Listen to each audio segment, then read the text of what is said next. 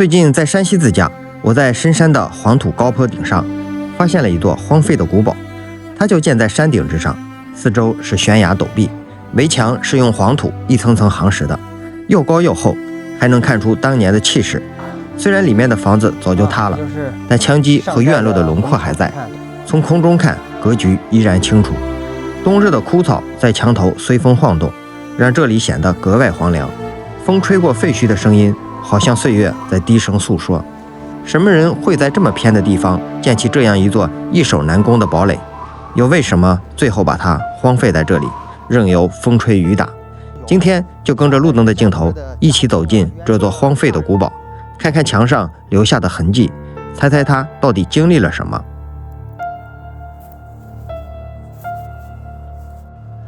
大家好，我是路灯。最近呢，在山西自驾，在榆次黄土高坡的山顶呢，发现了一座废弃的城堡。是什么人将城堡建在大山之巅呢？他又为什么将城堡建在这里？下面就跟随我的镜头，我们上去一探究竟。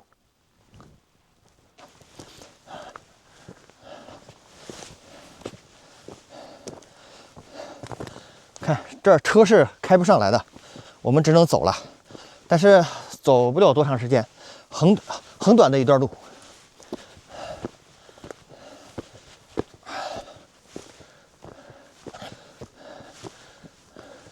啊，看到了，在这个土墙这儿呢，有一个石门，它是用青砖砌的，然后这个拱呢是用石头砌的。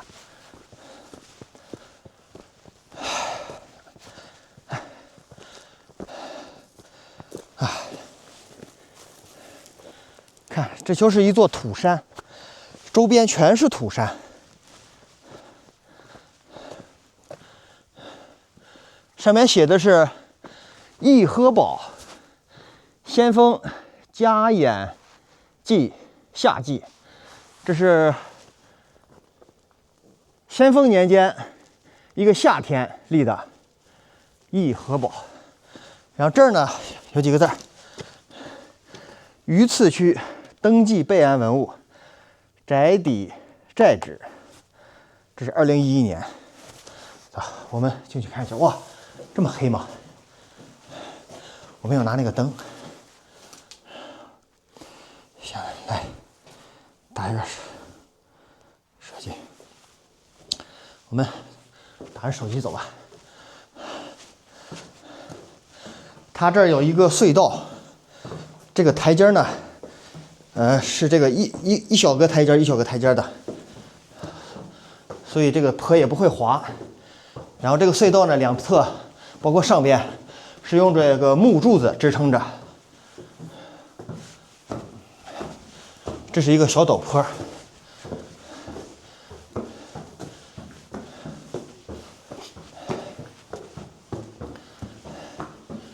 哇，看上面，这是木柱子，这个柱子还很粗，它就是支撑着这个隧道，防止它塌方。啊，这儿中间有一个天井啊，看，往上看。这个天井呢有3个作用，一呢是可以采光，二是呢可以通风，三呢最终的它就是有一个攻防的作用。比如说外边有人要攻进来的话，冲到这个隧道里的话，这上面能往下扔一些炮石、砖木，能把坏人赶到外边去。走，我们再走一段，还有呢，还有一段。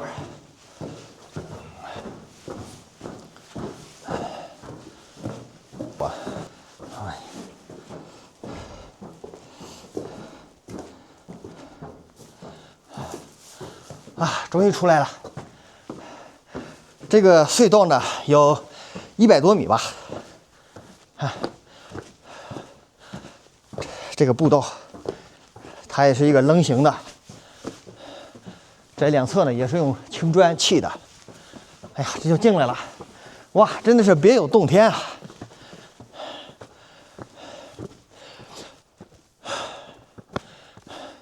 看，这相当于在一个山顶上的一个洼地，然后在周边我们看从那边开始数吧，1、2、3、4、5、6、7、8，一共有8个窑洞。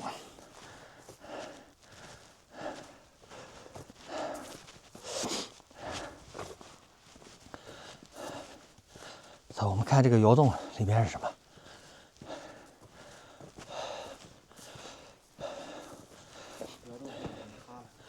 塌了。哎，这儿你看，它这个窑洞从这儿我们就可以窥见一豹。你看这个窑洞，应该当时里边是住人的，然后这是青砖墙砌着，防止这个窑洞塌方。然后这儿呢也是连着的，之前是通着的。你看它这个全是土，沙土，这就是黄土高坡。黄土高原上的这个土质全是沙土，没有石头，只有一些小小的碎石、卵石。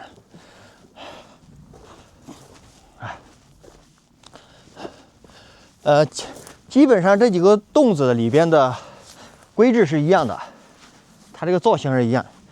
你看那个洞子上面呢也是黑的，应该是烧火做饭烟熏的。然后那儿有一个口，这有一个垭口，然后我们顺着这个路上去，这也就是一条路。你看这个路也特别窄，真的是一夫当关，万夫莫开啊！看，就这么窄，就这么窄，伸开有个1.7米、1.5米5、6吧。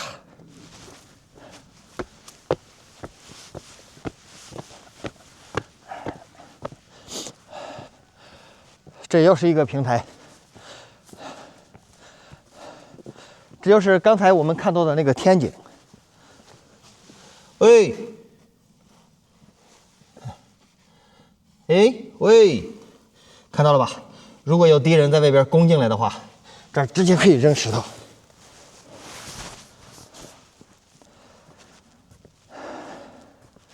这是一个长城垛口形状的一个东西，一个围墙。你看看，这个，它这个位置呢，在这个正好是在这个山顶之上，所以它这个寨子呢是依山而建，因为它是土山嘛，所以挖窑洞啊、修路啊、筑这个土墙啊都非常的方便，相对来说石头山难度要小一些。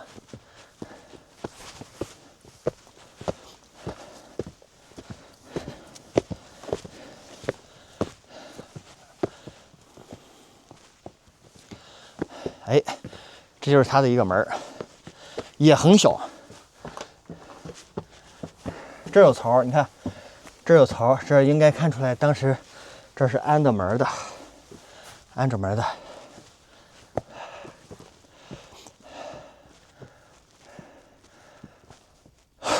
看这边，这儿呢有一个地基，青砖砌的地基，上边呢应该是有房屋的。现在就塌掉了，断壁残垣，上面长的枯草，而且在这个深冬，而且在初冬这个季节呢，显得这个地方更加的萧瑟荒凉。这儿有一个瞭望口，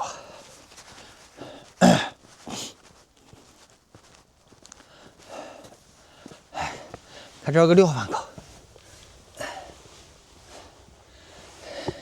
看，这有个瞭望口了。哎呦，好危险啊！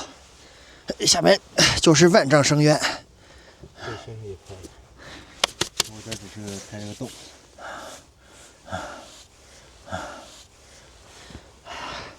这呢，这应该是个瞭望口，这儿欣赏风景不错，但是也很危险。下边就是这个悬崖，别把我给掉下去了。好，看看。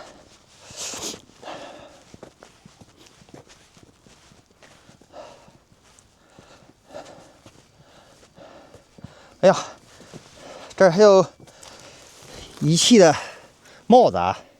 这不会是清朝的时候工人们在这建这的时候落下的吧？这个安全帽，有可能吧？乾隆年间，这乾隆年间的吧？我看也有点像，来放下吧。文物不可动文物，还灯亮着呢。这儿还有一个隧道，这儿一个隧道，我们进去看看来。哎呀，我去！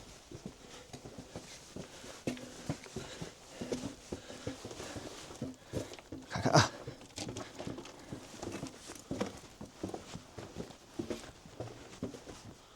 好，这儿要有一个天井。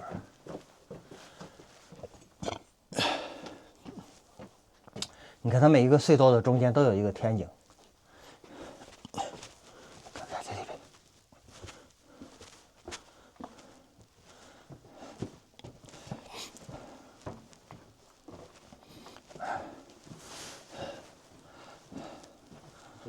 这哪个灯？我没有拿那个。哇，这个隧道还很深啊！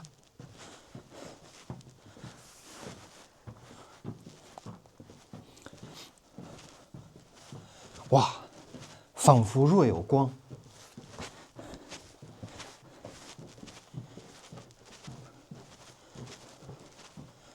哎，出来了，这通着呢。这到哪儿了？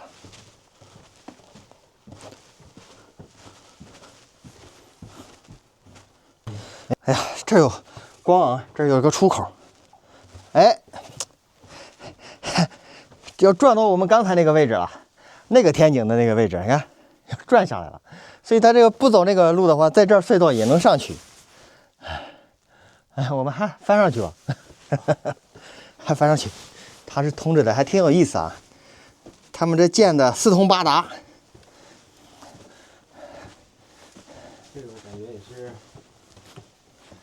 方便有战士，它这个是没有这叫什么？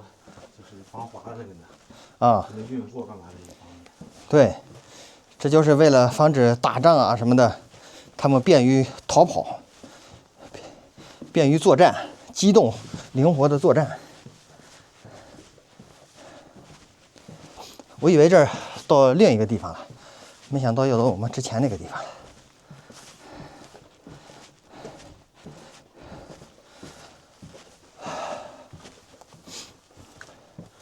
出来了，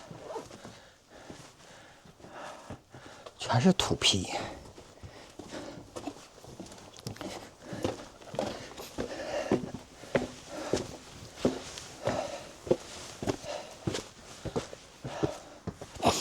哎呀，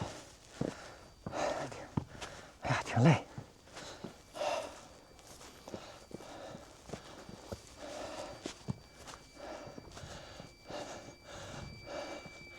这个信号塔应该是新建的吧？这不应该是先锋年间的吧？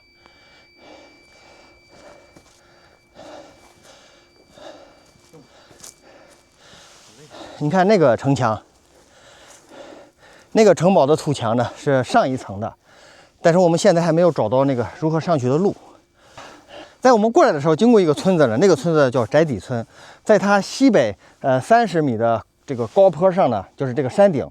它是由一次车望长家为了避战乱，在这个山顶上建了一个城堡，所以这一个长家呢，应该当时非常有钱，要不然他不可能有这么多的耗这么多的人力和财力去建这么大的一个城堡，建到山顶上。建山顶上肯定是为了躲避战乱啊。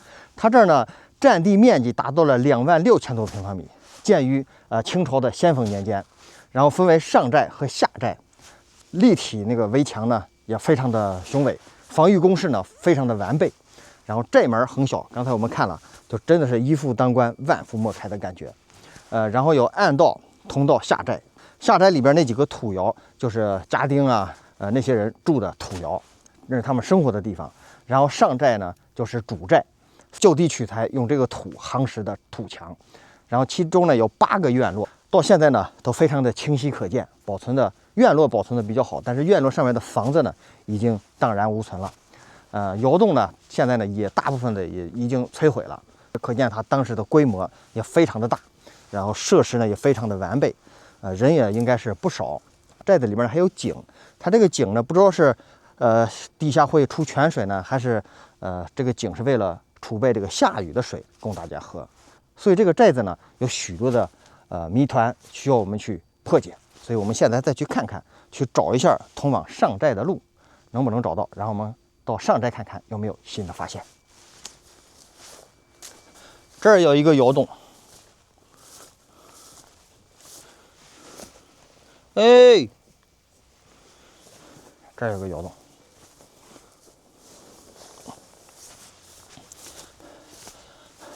快点，快点，快点，快点！我发现了，发现了！看那儿，路在那儿了。哇，景色很美，太阳出来了。哎，应该拿着航拍机上来。你看，很美。我们现在看到的下边的这个就是下寨这个位置。刚才我们从下边上来了，然后我们现在找到了通往上寨的路口。来，这是一条小路。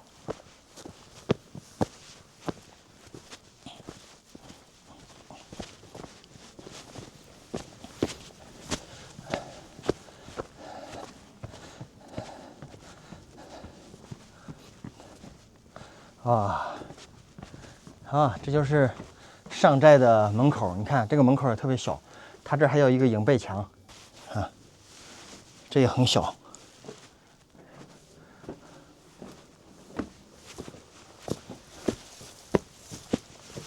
哇，上来了，呵，真漂亮。太阳打上去，黄的特别好看。这就是几个院落，现在是断壁残垣了。但是通过航拍，我们能清晰的看到它这个院落的遗迹。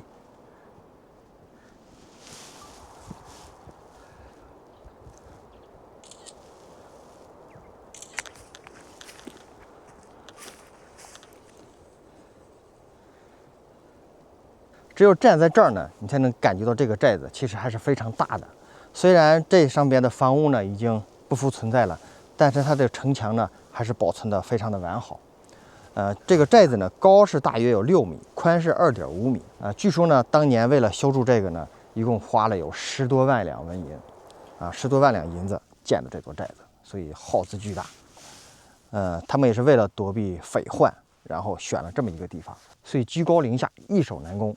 你看好多的门口呢都特别窄，过道也特别窄，就是一夫当关，万夫莫开。你想要拿下这个寨子，其实是非常难的。而且这个寨子呢，你也能感觉到这儿比较非常的干燥，所以它主要是储备好粮食，然后粮食又不易腐烂。它这儿要有井，它还能储备水，所以它要是守的话，能在这儿守好长时间。所以拿下这个寨子真的是非常非常难。我们刚才看过了主寨，我们能感觉到主寨也就是上寨呢，有好多院落，然后它应该是以前有好多的房子，而主寨呢就是主人住的地方，也就是他们的主人。而刚才我们看到那个下寨是几个窑洞，下寨是家里边的家丁啊、园丁啊、下人、佣人他们住的房子，所以上寨是主人住，下寨是家丁住，所以这么分着的。相对来说呢，主人住的地方寨墙高筑，就比较安全一些，而家丁住的这个地方呢，就守着门口，就是你要有这个匪患来攻的时候呢，他们得先把下边得守好了，才能攻这个主寨啊。